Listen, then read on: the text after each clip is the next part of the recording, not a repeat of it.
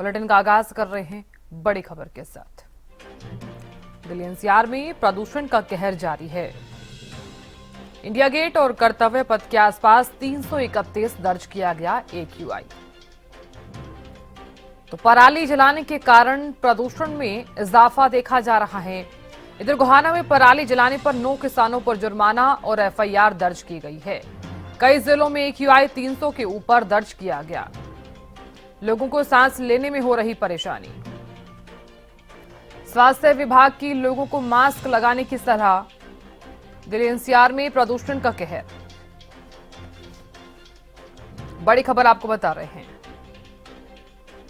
हरियाणा के कई शहरों में AQI में बढ़ोतरी। पराली जलाने के कारण प्रदूषण में हुआ इजाफा। गोहाना में पराली जलाने पर 9 किसानों पर जुर्माना और FIR। कई जिलों में AQI 300 के ऊपर दर्ज किया गया। लोगों को सांस लेने में हो रही परेशानी। हालांकि स्वास्थ्य विभाग लोगों से ये अपील करते हुए और सलाह देते हुए नजर आया है कि एक आम नागरिक अगर घर से बाहर निकल रहा है तो मास्क जरूर लगाए। इस बार हमारे मामले तो ज्यादा बढ़ रहे हैं, लेकिन बाद में जो फील्ड पे देखने में पता चला कि जो एक्चुअली जो एग्रीकल्चरल लैंड है उसको पर बहुत कम आगजनी की घटनाएं हैं। जैसे कि पिछली बार इस समय तक हमारी 16 आगजनी घटनाएं आई थी और इस बार जो लोकेशंस आई हैं मौके पर सिर्फ 9 ही पाई गई हैं और उन सभी 9 पे जो हमें 3 कार्रवाई हैं, जैसे कि किसान के FIR भी हमने, जैसे कि पहले भी गांव स्तर पर, ब्लॉक पर, सब डिविजन लेवल पर जो कमेटी बनी हुई है वो लगातार किसान भाइयों के साथ गांव में खेत में जाके जो भी हमारी कृषि यंत्र की मशीनें हैं उनके साथ डेमो करवा के, जैसे कि सुपर सीडर है, और इसके साथ साथ ये इंश्योर किया है हमने इस बार कि कोई भी हमारी कटाई वाली मशीन है, कंबाइन मशीन, वो बिना SMS के ना चले, ताकि अगर SMS के साथ चलेगी तो उसमें सैनी की तरफ पराली कट जाती है और उसमें किसान भाई आसानी से उसका प्रबंधन कर सकता है। और इस बार हमने प्रयास किया है कि भी कोई भी कंबाइन मशीन बिना SMS न चले। उस पे हमारा 2 एकड़ तक 5,000 रुपये, 2 से 5 एकड़ 10,000 और उससे ऊपर अगर एरिया है तो 30,000 रुपये है। तो हमने जो 9 केस हुए हैं उसमें से 8 तो हमें जो चालान या जो हमारा एनवायरमेंटल कंपेंसेशन है वो 5,000 रुपये का है। एक गांव में 2 एकड़ से ज्यादा थी तो वहां 10,000 रुपये। तो बढ़ते पॉल्यूशन के चलते अभी हाल फिलहाल की अगर बात की जाए, चूंकि अभी फिलहाल हालात इस तरह के चल रहे हैं कि प्रदूषण से बचने की सबसे ज्यादा जरूरत हो जाती है। जानकारी ले लेते हैं। जानकारी देने के लिए पानीपत से जितेंद्र शर्मा जुड़ गए हैं और करनाल से महेंद्र सिंह जुड़ गए हैं। जितेंद्र, सबसे पहले आपका रुख करना चाहूंगी मैं, क्योंकि पॉल्यूशन अब इस कदर बढ़ता हुआ नजर आ रहा है कि लोगों के लिए अब जीना काफी ज्यादा मुश्किल होता हुआ नजर आ रहा है। लोगों को आंखों में जलन हो रही है, सांस लेने में काफी ज्यादा दिक्कत हो रही है, कई तरह की परेशानियां हैं। इन तमाम परेशानियों के बीच क्या क्या सावधानियां बरती जा सकती हैं ताकि इस पॉल्यूशन से एक आम नागरिक खुद भी बच सके और अपने परिवार को भी सेफ रख सके?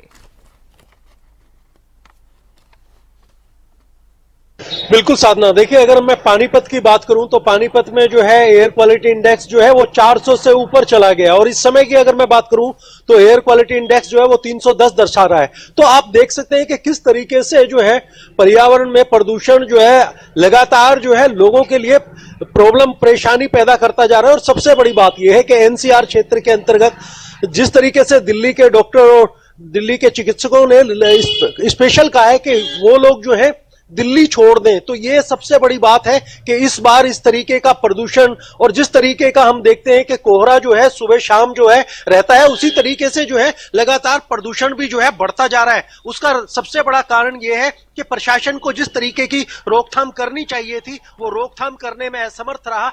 NGT की जो गाइडलाइन थी उसको पूरी तरह फॉलो नहीं किया जा रहा। हमने देखा है रात को किस तरीके से शाम के समय जो है फैक्ट्रियों से, चिमनियों से धुआं निकलता है, कई जगह आग भी जलाई जाती है। तो कहीं ना कहीं प्रशासन जो है वहां पर जो है लीपापोती होती है। और सबसे बड़ी बात है ग्रेप 3 के जो नियम है, जो मानक है, उनके अंतर्गत आप अगर झाड़ू भी लगाएंगे तो पानी का छिड़काव होना अनिवार्य है। हर जगह सुबह शाम जो है वो पानी का छिड़काव होगा। कोई भी कंस्ट्रक्शन का काम जो है वो उसको वो शुरू नहीं हो सकता किसी भी तरीके की। तो इतनी गाइडलाइन है, लेकिन उसको दरकिनार करके कहीं ना कहीं प्रशासन जो है वो सुस्त है। और यही कारण है कि धीरे धीरे जो है छोटे बच्चों के अंदर हमने देखा है कि जो बीमारी के, आप बताएं कि सांस के मामले हो या उनको एलर्जी के मामले हो, खांसी की प्रॉब्लम हो, तो ये जो है 85% लोगों में देखी जा रही है। और इसका सबसे बड़ा कारण यही है कि प्रदूषण जो है वो लगातार बढ़ रहा है। जिस तरीके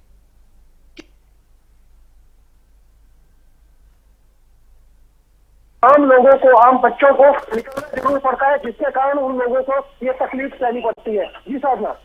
बिल्कुल सही कहा आपने जितेंद्र, कई तरह की परेशानियां हैं और तकलीफ तो लोगों को अब सहन करनी भी पड़ रही है। कई तरह की तकलीफ तो हो ही रही है, चाहे फिलहाल अगर जिक्र कर लिया जाए, चाहे सांस लेने में काफी ज्यादा दिक्कत हो, चाहे कई लोगों को पहले से ही जो बीमारियां हैं उन्हें भी काफी ज्यादा दिक्कत हो रही है। मैं लौटूंगी आपके पास जितेंद्र। महेंद्र सिंह भी बने। महेंद्र सिंह, करनाल में आज कितना AQI बना हुआ है और बढ़ते पॉल्यूशन के बीच जो तमाम नियम लागू किए गए हैं, तमाम एहतियात बरतने के लिए कहा गया है कि अगर आप एहतियात बरतते हैं तो पॉल्यूशन से आप बच सकते हैं, तो क्या उनकी पालना की जा रही है?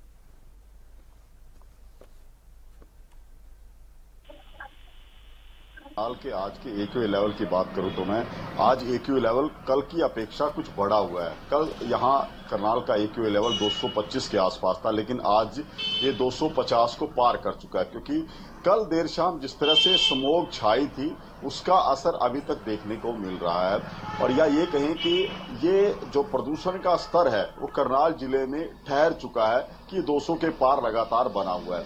आबो हवा बेहद जहरीली है, क्योंकि जो मानक बताते हैं उसके अनुसार ये जो हालात होते हैं 200 के पार जब AQI लेवल होता है तो इसको बेहद खराब श्रेणी माना जाता है कि खराब श्रेणी में हम सांस ले रहे हैं। और जिस तरह से असर हम लगातार जिक्र कर रहे हैं कि असर क्या हो रहा है, लोग प्रभावित हैं, लोग मजबूर हैं कि इस हवा में उनको सांस लेना पड़ रहा है। भले ही वो बीमार पड़ रहे हैं, भले ही उनको आंखों में संक्रमण हो रहा है, उनके फेफड़े प्रभावित हो रहे हैं, लेकिन ये उनकी मजबूरी है कि वो इस जहरीली हवा में सांस ले रहे हैं। और जहां तक आपने बात की कि किस तरह के कदम उठाए गए हैं, क्या रोकथाम के लिए कुछ प्रयास किए गए हैं, देखिए कागजी दावों की बात करें तो बहुत कुछ किया गया है, चाहे हम प्रदूषण नियंत्रण विभाग की बात करें या NGT की बात करें, लेकिन धरातल पर जब हम नजर दौड़ाते हैं तो कोई भी असर उन प्रयासों का दिखाई नहीं देता। क्योंकि पहले ग्रैप 2 लागू किया गया था, अब ग्रैप 3 लागू जो है वो किया जा चुका है।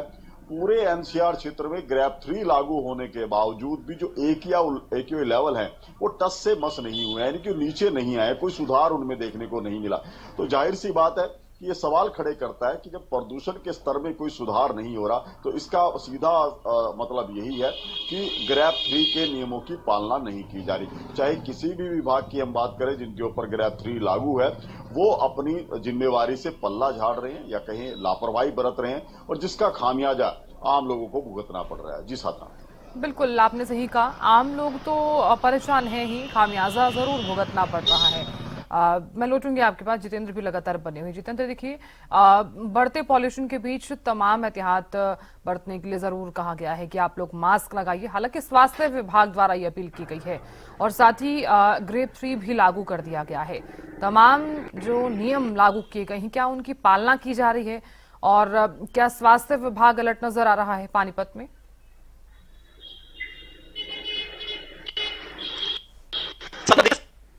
ये यहाँ पर 4 फैक्ट्रियों को सील करती है और प्रशासन जो है वो सुस्त है। तो आप देख सकते हैं कि दिल्ली से टीम आके जो है 4 फैक्ट्रियों को सील करती है।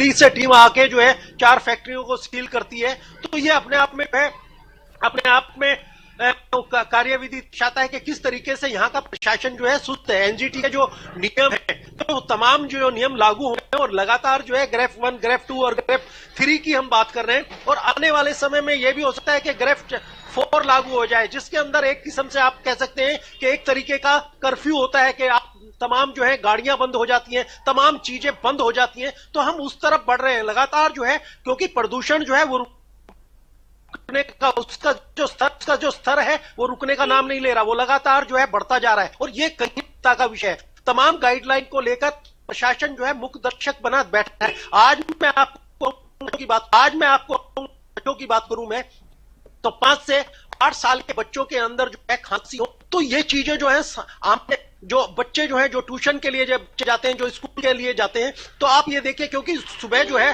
प्रदूषण का स्तर बहुत ज्यादा होता है और जिस तरीके से शाम को होता है उसी समय वो निकलते हैं, कोई ऑटो से जाता है, कोई पैदल जाता है, तो उनकी समस्या देखिए कि वो किस तरीके से इस चीज को, क्योंकि उनकी ह्यूमिनिटीज जो है वो आम लोगों से हमारी अपेक्षा उनकी कम है, तो वो चीजें जो है प्रशासन को क्यों नहीं दिख रही? क्योंकि ये जो जहरीली हवा चल रही है, जहरीला वातावरण बन रहा है, तो कहीं ना कहीं हमारे लिए चिंता का विषय है। और इस तरीके से जिस तरीके की बीमारियां आपने कहा, सिविल हॉस्पिटल की बात करी, सरकारी तमाम एनसीआर के अंदर मैं बता दूं कि इस समय ओपीडी जो है लगातार जो है वो फुल है। तमाम लोगों को जो है खांसी है, गले में दर्द है, आंखों में इन्फेक्शन है, तमाम आप चीजें कह सकती हैं, वो चीजें हम देखने को मिल रही हैं जो पहले कभी नहीं देखने को मिली। और सबसे बड़ी बात यही है कि प्रशासन का इस तरीके का रवैया वो अपने आप में दर्शाता है कि उसने लोगों को जो है मरने के लिए छोड़ दिया। क्यों नहीं ग्रेफ 3 के अंदर जो है, क्यों नहीं 3 वो जो गाइडलाइन है उनकी गाइडलाइन पूरी की जाती है? हम देखते हैं कि नगर निगम के कर्मचारी जो है वो आते हैं, झाड़ू लगाते हैं, जबकि ग्रेफ 3 में ये है कि आप धूल मिट्टी नहीं उठा सकते, उसके अंदर पहले छिड़काव होता है, कहीं ना कहीं कंस्ट्रक्शन भी देखते हैं। तो ये तमाम चीजें हैं जो कहीं ना कहीं ये दर्शाता है कि प्रशासन जो है जिस तरीके के उसके नियमावली है वो लागू नहीं हो पा रही, और यही कारण है कि आम लोगों को इससे जूझना पड़ रहा है। और सबसे बड़ी चिंता का विषय ये है जो छोटे छोटे बच्चे हैं उन पर कहीं ना कहीं इसका ज्यादा प्रभाव दिखाई दे रहा है। और सांस के जो रोगी थे, मैं बता दूं आपको कि उनकी जो प्रतिशत में अगर बताऊं तो उसके अंदर 10% इजाफा होगा, तो ये आने वाला समय बताएगा। लेकिन जिस तरीके का समय चल रहा है वो अपने आप में बेहद ही डरावने वाला है।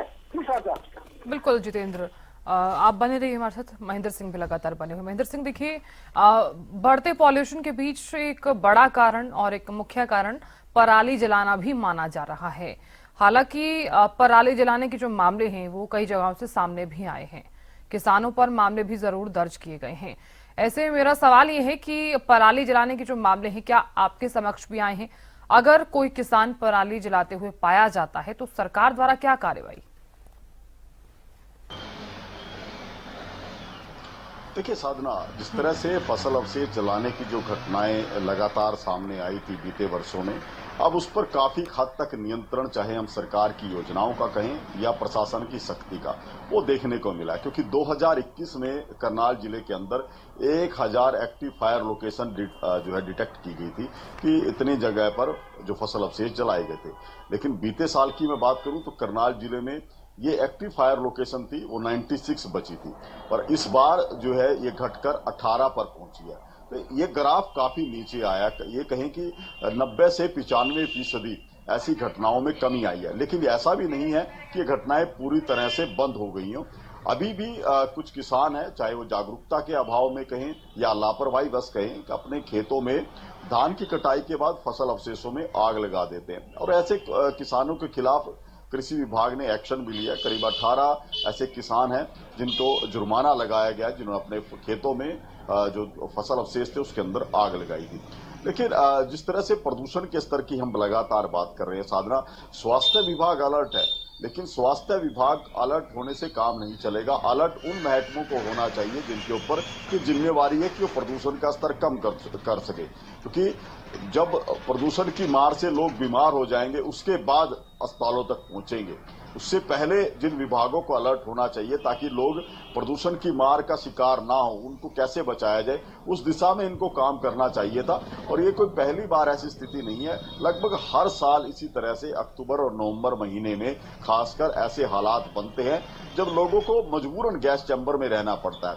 तो साल दर साल इसी तरह की स्थिति रहती है। लेकिन जिन विभागों के ऊपर, जिन अधिकारियों के ऊपर वो जिम्मेवारी है, वो अपनी जिम्मेवारी पूरी नहीं करते, वो लापरवाही बरतते हैं, जिसका खामियाजा लोगों को अपनी सेहत के साथ समझौता करने पर भुगतना पड़ता है। जी साधना। बिल्कुल महेंद्र सिंह, बहुत शुक्रिया जानकारी देने के लिए। जितेंद्र, आपका भी बहुत बहुत शुक्रिया बने रहने के लिए।